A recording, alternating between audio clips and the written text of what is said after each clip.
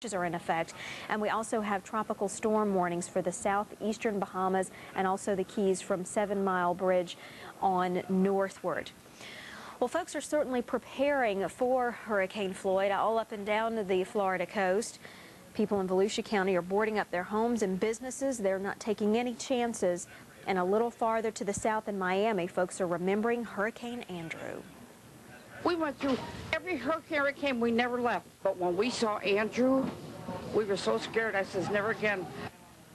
Well, there's a general idea of what's going on with Hurricane Floyd. Now for a more detailed analysis of the hurricane, we go to our hurricane expert, John Hope. Well, thank you, Christina. Good evening, everybody. We're watching the eye of the hurricane now appear to move a little bit more north than it was. We saw straight west all day. But the last several hours, there's a definite little move to the north, and that might be encouraging a little bit for folks in South Florida. We hope it will be, but we're not sure that that's going to persist, so we need to watch this very, very carefully. As you can see here, as Christina said, it's centered now northeast of the island of San Salvador, which is right there. It's apparently headed for a little bit north of Cat Island and just about over the island of Eleuthera, where Hurricane Andrew went over Eleuthera in 1992 on its way to South Florida. But it looks as if this turn that we've been anticipating to a more north of due west is underway, and we think that will gradually become even more northwest as time goes by and eventually north. The problem all along has been to decide just where that turn is going to be, whether it's going to be right over the Florida East Coast or a little bit to the east of there. It's a little bit hard to tell right now, but we would remind you that this is a very large hurricane, and hurricane force winds extend out, especially in the north and northeast quadrants, a good ways. Now, looking at the vapor, the water vapor, and seeing the eye move in this direction, we want to show you the trough of low pressure that we have advancing, and we believe that this is going to be the mechanism that will finally allow this hurricane to begin to move some toward the north, and we think we'll see that in a day or two. But I wanted to show you the swath, and this is a forecast swath, and you can imagine the Hurricane Center's forecast track somewhere near in the middle of this. But bear in mind that it certainly could be this far east, and it certainly could be this far west, because once we get out here to Thursday afternoon, or Thursday morning, we're talking about 72 hours, and there's some uncertainty there. But we feel pretty confident that we're going to see more and more of a turn toward the northwest and eventually toward the north. And in that context, we would remind people that in South Carolina, the hurricane watch now extends up to Savannah, from Brunswick to Savannah, but that will very likely be extended along portions of the South Carolina coast a little bit later on. Looking down at the satellite picture again, 25 degrees is a latitude we look at pretty carefully. Miami Airport's about 25.8, Homestead about 25.4.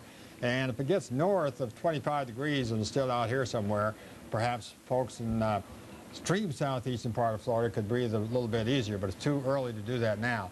We'll be back with frequent updates, and now we'll bring you back to Christina in the Forecast Center. Christina? John Hope, thanks for that update. Well, we, of course, are covering the impact that Floyd may have on Florida live on the scene, and we have two crews there, one in Lake Worth, where Bill Keneally is, and also Melbourne, Florida, where Jim Cantori joins us live. And Jim, we'll start with you. Well, Christine, it's been a busy day. I got to tell you firsthand, this is the earliest I've ever evacuated for any hurricane at all. And, you know, rightly so. They pretty much shut down all of the hotels and resorts on the barrier islands, and we've all had to come inland here. So I'm now in Melbourne across the causeway, and I've seen quite a bit today. Folks obviously taking this very, very seriously. I want to show you some pictures at a nearby Home Depot here, where we're basically looking at a run on plywood. There was a wait as much as 4 hours, believe it or not. The wait that you're looking at here is about 2 to 3 hours, where truckloads just coming in, and of course we're shipping this plywood out as fast as they could get it in. But still, the word from our photographer, Mike Forrester, who shot these pictures for us, is, you know, Jim, it's kind of a calm rush. I mean, people going about it very, very professionally here in getting the job done. And that's what we've really seen. We've seen a lot of boarding up. We've seen a lot of people getting hurricane supplies. And even though, as John mentioned, this is starting to turn toward the north again, it's so huge, this hurricane, that we're very likely going to see hurricane force winds and probably some damage here on the east coast of Florida. So folks are not taking that unlightly at all. Well, let's go ahead and find out what they've done here in Brevard County, and actually the city of Melbourne. We're going to bring in Walt Chamberlain, and he is going to tell us exactly what they've done. He's the fire chief and also the emergency operations officer here. And give us an idea of what's in place right now, Walt. Well, this afternoon we had the key staff in, went over our emergency plan for the city. And what we will do is probably tomorrow be watching the weather very closely. We'll open up the EOC for the city, Emergency Operations Center, that will be manned by the key staff. All the emergency services and the utilities here in Melbourne are set to go. Everything's in place, so we'll just stand by and see what happens. So right now, special needs, is that all taken care of? Special needs, yeah, through Brevard County. They started their evacuation of the beach side around 2 o'clock or 4 o'clock this afternoon, and that's ongoing now. They're getting those people that need assistance off the barrier islands, and they should have that finished by tomorrow morning before the winds really start to pick up. Anything you want to quickly pass along to folks watching from Melbourne tonight? I just say I think they should heed this warning and take it very seriously. Those who think they've ridden a hurricane before, we haven't had one of this magnitude in this area. So get off the barrier islands, protect yourselves, protect your families and homes. All right, there you go. Thank you very much, Walt Chamberlain from Melbourne, giving us kind of an idea of what he wants everyone to do here as we work our day or our way through the day tomorrow. And really, folks, you should be completed with preparations by about noon tomorrow. Well, speaking of preparations, we've got more of that going down all the way through the Florida coast. Let's take you down to Lake Worth with a live report from Bill Keneally. Bill? All right, Jim, thanks a lot. Again, good evening, everybody. And I want to echo the sentiments of Jim Cantori. We were evacuated out of our hotel about 90 minutes ago. And for Palm Beach County, there's been a mandatory evacuation ordered for all the barrier islands. And in addition to that, folks in trailer parks and anybody in low-lying areas, that is a mandatory evacuation. As mandatory can be. There's still a fair amount of people out here on the beach, but the hotels, trust me, have driven everybody farther inland. The good news is, I know there are a lot of cars out on the road tonight, but the good news is they've actually lifted the tolls on the Florida Turnpike and also the Alligator Alley area, so traffic hopefully flowing a little freely compared to where it was a few hours ago. So the area is battened down. We're expecting the worst of the weather probably tomorrow morning through the daytime on Tuesday, and hopefully it'll be reminiscent of what happened here in years gone by in the sense that it'll be a graze rather than a direct hit. I want to show you a graphic we have put together now.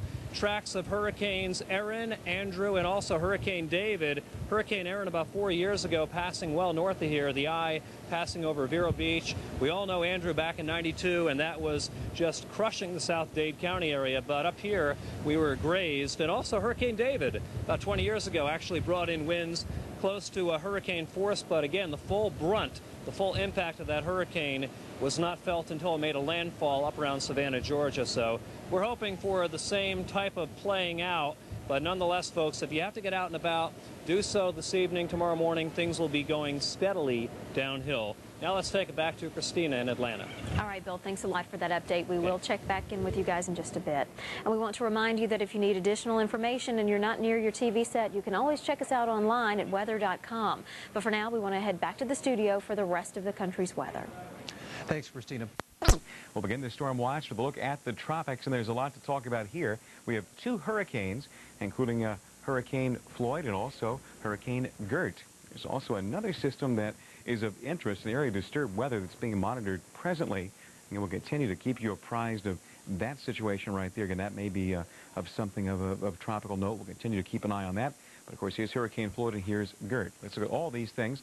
Again, this is Storm Watch being sponsored by American Power Conversion. Hurricane Floyd continues to cause problems. Of course, we're missing the last image there from that visible satellite shot.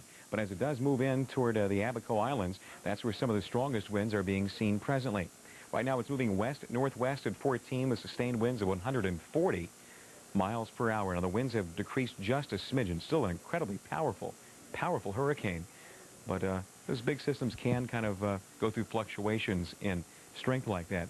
So don't be surprised at all to see that go back up. It could easily happen. 195 miles to the east-southeast of Palm Beach, Florida. Continues to cause a lot of concern. That's why right now there are a number of hurricane warnings in effect throughout the Bahamas, even the northwestern Bahamas, even on toward Grand Bahama Island and around Lokai and West End, 2 problems. And from Florida City, Florida, northward toward Brunswick, Georgia, hurricane warnings in effect. Then from Brunswick on toward Little River Inlet and South Carolina, hurricane watches. Of course, if you're in the area with a hurricane warning in effect, means in the short term you could be experiencing hurricane force winds, powerful storm surge, and all the attendant problems that go along with tropical activity like that. A bit further north of that area, a little bit longer out, a little further out, you might encounter some problems there that could